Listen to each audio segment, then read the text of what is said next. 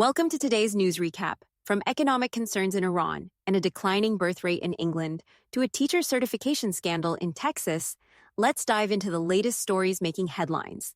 Iran's currency drops amid concerns over Trump's election.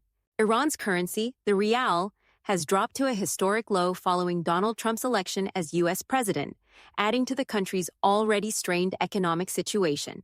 On Wednesday, the rial hit a record $703,000 to the dollar before Iran's central bank stepped in, stabilizing it at around 696,750. This currency drop highlights fears that Trump's return will bring intensified sanctions, which have already taken a heavy toll on Iran's economy since his withdrawal from the 2015 nuclear deal.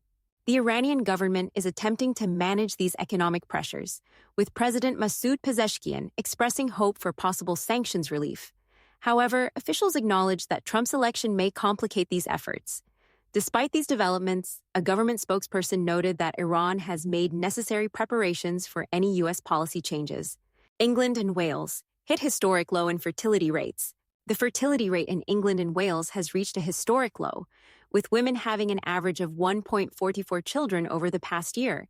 This is the lowest rate recorded and represents a significant decline in births, especially among women in their 20s. Factors such as rising living costs, housing expenses, and childcare challenges have contributed to the trend, according to University College London research.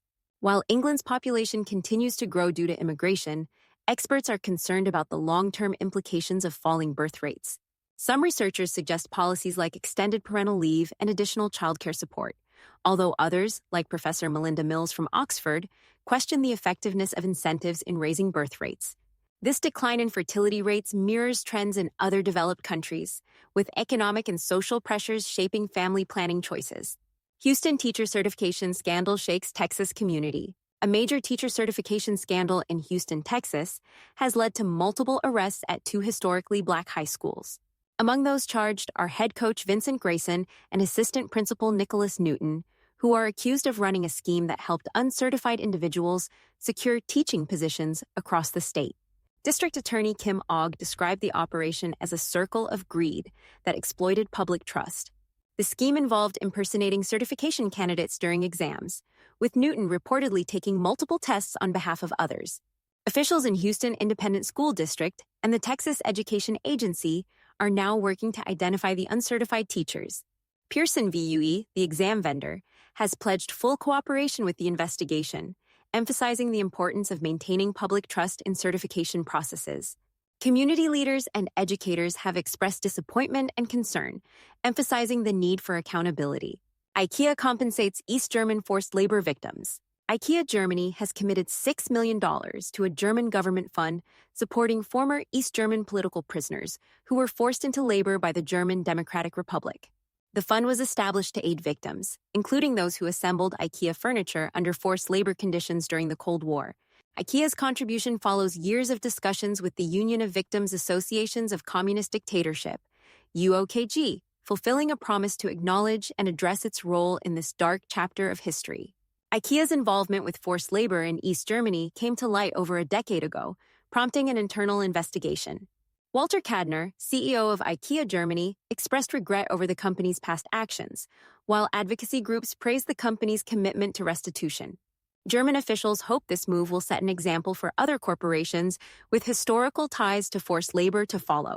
1 in 3 young Americans choose not to have children, study finds. A new report reveals that around 1/3 of Gen Z and millennial Americans do not want children, contributing to a decline in U.S. birth rates.